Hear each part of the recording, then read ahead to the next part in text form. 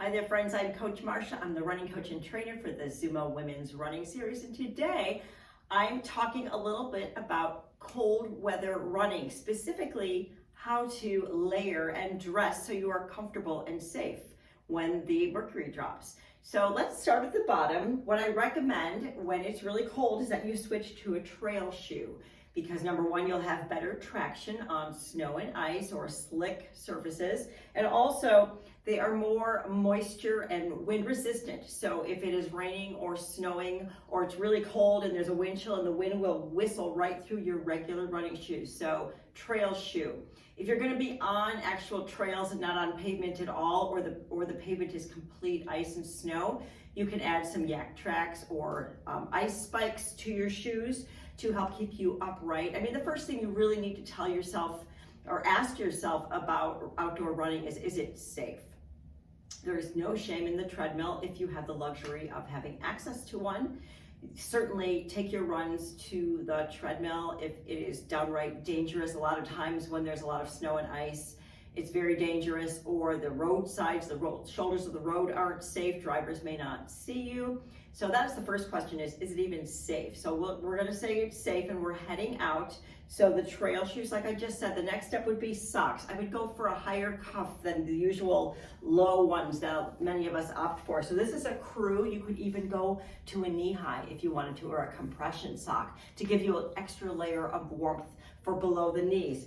This is a wool blend trail sock, and the key here is to, number one, it's wool for a little extra warmth, and number two, it covers the gap between your tights and the shoe, because you're gonna feel the wind right there. So a good higher sock is definitely helpful. Now let's talk about tights. Be careful with, don't do the yoga studio tights. You want something slick, something's running specific, or for boot camp, they're a little slicker. They won't peel with all the friction that running causes. So you want a running specific tight. High vis is always good. Motorists need to see you. Maybe you're running in low light conditions. If your clothing has some reflective qualities, big bonus there. So we're gonna choose the right tights. These have some nice colors. These are fun. These are the triple pocket tights from Skirt Sports.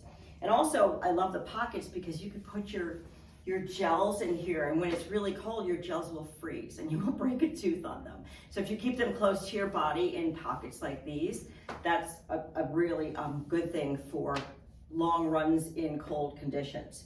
So we have our tights, and then this is a simple base layer. What we want to think of is moisture wicking layers, and this is our first base layer. And you might even want to tuck this in, because as you run, you'll learn if your base layer rides up or if wind shoots right up there. Believe me, I've been there. It is not fun.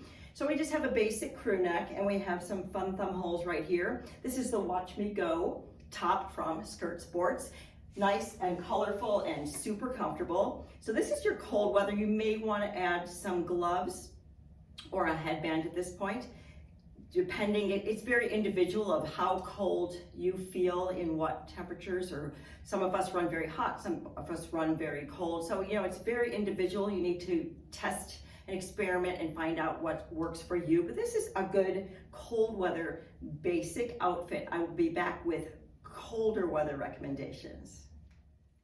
So the next step for colder weather, the next step is asking yourself, is the temperature lower, or is it a wind chill that is a factor? Because if it is just wind, there are things we can do. It factors heavily into the whole equation of should I run outside or take it to the treadmill. So what I've done here is I've put on some heavier tights. They have some reflective accents, which is awesome for being outside in low light and whatever. So these are warmer. I'm still wearing my base layer, and I've tucked it in so I don't get that rush of air up the bottom. And I've added this quarter zip. This is the Tough Chick top from Skirt Sports. And you can zip it up for some neck protection, or as you warm up, you can certainly unzip it. So it's nice and flexible, has the beautiful thumb holes as well that we love so much. Of course, you can add whatever kind of gloves, mittens, hand warmers as you see fit, whatever personally you like. So this ball cap has moisture resistance. So if it's raining or snowing, the bill will redirect the water out of your face, which is key. and it just won't get soaking wet. So this is a nice ball cap. If it's windy, however, it may fly off, so you may opt for a headband. So that's another thing. So if it's not like horribly cold, so we've got our base layer and our quarter zip. If you want a little more wind protection, you can add a light windbreaker to the mix here. Sometimes this is all you need, because once this breaks the wind, you've got enough warmth with these layers. So this is what I would wear for colder. And of course, if it's not wind, you could, depending what you like, you can experiment with a vest, a lighter jacket, or maybe you're fine if it's not windy, just without the light windbreaker. So this is my colder attire. I'll be back to show you some tips for running in the coldest weather. So here's what I recommend for when it is coldest out. I've traded out my tights for the Wonderlux skirt, which is, I mean, honestly, if you've ever been out when it's running cold, the first thing you do is you freeze your ASS off, right? So this skirt adds a little extra protection right where you need it. If you're really getting down into the single digits, you might even want some fleece tights or fleece pants, wind pants over these tights, for sure. So I've added my jacket. I still have my base layer tucked in. I've got my quarter zip insulating layer, and now I'm gonna put a jacket over all of this.